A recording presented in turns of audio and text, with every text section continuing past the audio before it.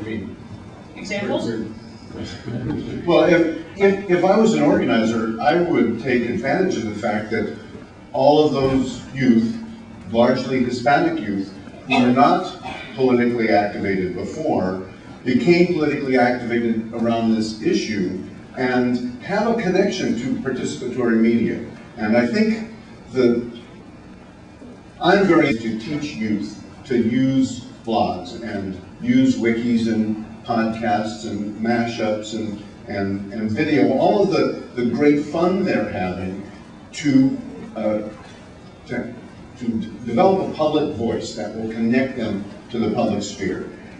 Kids automatically teach each other how to use technologies. They're not automatically going to teach each other the history of democracy or social movements or the importance of taking your communications into the electoral process. So I think the next step, very much, not just in that particular example, but in any of the examples that you can name, is the people who have been activated by their power to participate need to think about and act on the kinds of collective action that can bear upon the power structures, whether it has to do with the copyright laws or network neutrality that are happening around the media, or whether it happens around political issues like immigration or anything else. Mm-hmm.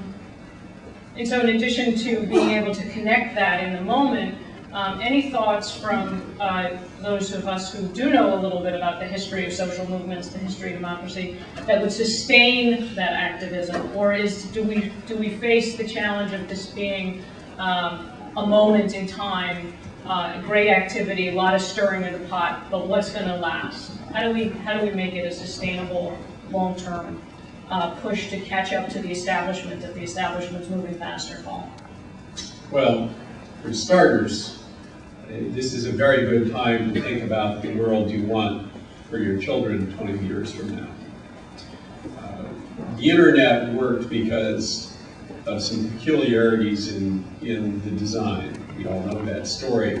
And some policy decisions were made that nobody noticed and the establishment didn't care about, and outsquirted this vast, wonderful thing that's happened the last 2 decades. Well, the suits are busy in Washington. Net neutrality is just the latest battle. It's fine to march in the streets. It's fine to be an online activist. But we all have to become policy wonks, because the biggest wonk's going to win. The biggest policy wonk is going to win this thing. And I don't just mean in Washington, I mean in the suburbs of Geneva with WIPO. The fastest growing office park on the planet is in Geneva. WIPO is hiring hundreds of lawyers. We've got to be involved.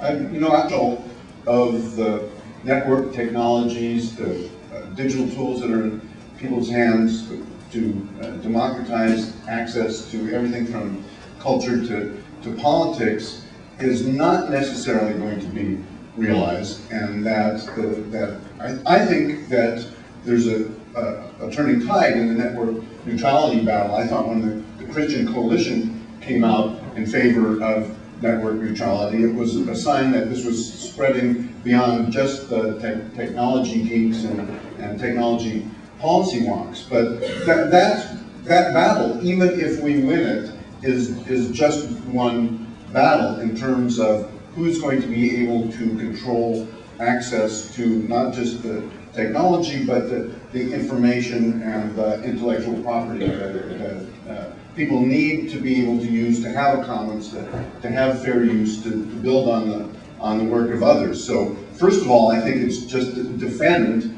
this opening that technology has brought us. Nobody really invented this opportunity. It's the intersection of a number of inventions that were invented for very different reasons. Mm-hmm. Beyond that, I think it's important to connect the young people with the possibilities for their future, mm-hmm. and to keep those possibilities open. They know what fun they're having on YouTube and MySpace and IMing. They may not be aware that it's threatened And that as they grow up, there are going to be other uses that they can or might be prevented from making with it. So I think it is a huge educational necessity right now. If you understand what I'm talking about, and I'm really not, I'm assuming that everybody in this room really does know what I'm talking about. We don't need to educate the people here, but you need to educate your constituencies to educate their constituencies. And I guess it bears repeating to the point of being repetitive.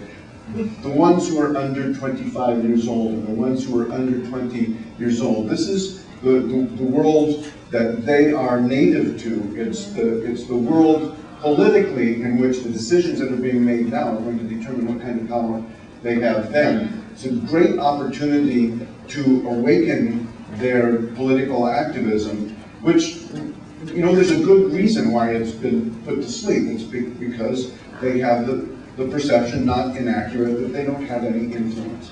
Now they have an opportunity to influence if they can see that what they do does have some effect in these early days. It's going to make a huge impact in the future. Great. Paul, you want to jump in here? Yeah, you know, I've been a bystander in all this stuff now. I've been a forecaster for 25 years at the Institute. Watched this very closely. One of our founders was the inventor of packet switching, so we've watched this pretty closely.